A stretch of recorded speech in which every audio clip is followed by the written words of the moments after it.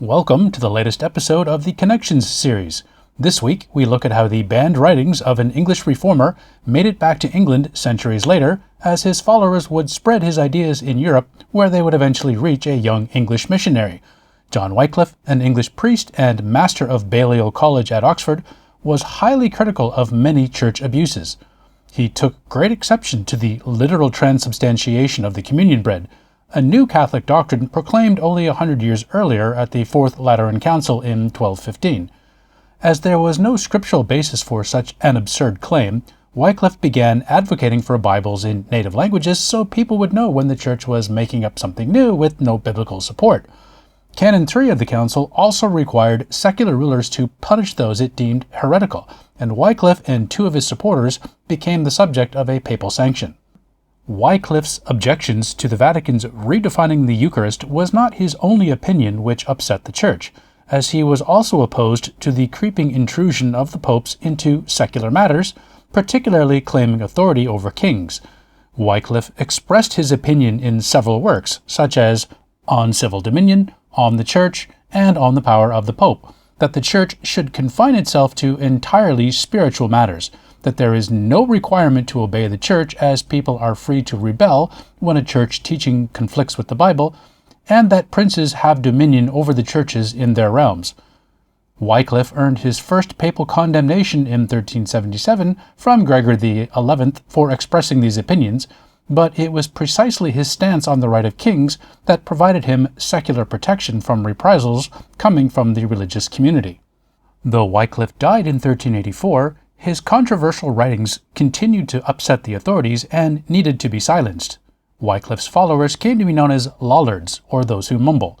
The Crown, which had been on his side for promoting the divine right of kings, turned against the Lollards and allied with the Church in a campaign of suppression.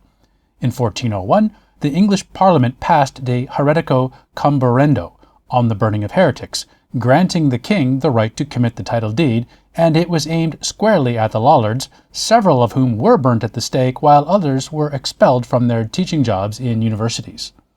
Then, in 1409, the Archbishop of Canterbury, Thomas Arundel, banned Wycliffe's writings among other restrictions that emerged from the constitutions of Oxford held between 1407 to 09 that created an atmosphere of repressive self-censorship, followed in 1413 by a condemnation from a council in Rome which ordered all his writings burned.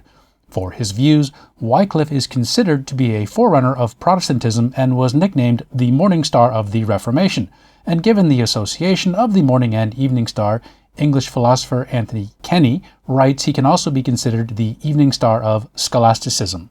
While Wycliffe's writings were banned in England, his thinking had a decisive impact in Bohemia, now known as Czechia. 2 decades after his death, it was in Bohemia where Jan Hus and Jerome of Prague taught Wycliffe's thinking at the University of Prague and used his writings as textbooks.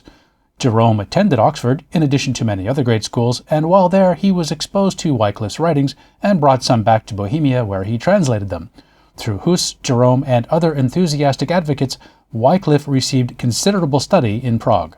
Then, at the Council of Constance, called by the Holy Roman Emperor Sigismund from 1414 to 18, in a clear demonstration of the Church's intolerance to questioning and its willingness to use extreme violence to silence dissent, was the condemnation and subsequent execution by secular courts, remember Canon 3 of the Fourth Lateran, of Jan Hus and Jerome of Prague. The council also declared Wycliffe a heretic, banned his writings, and ordered his corpse removed from holy ground.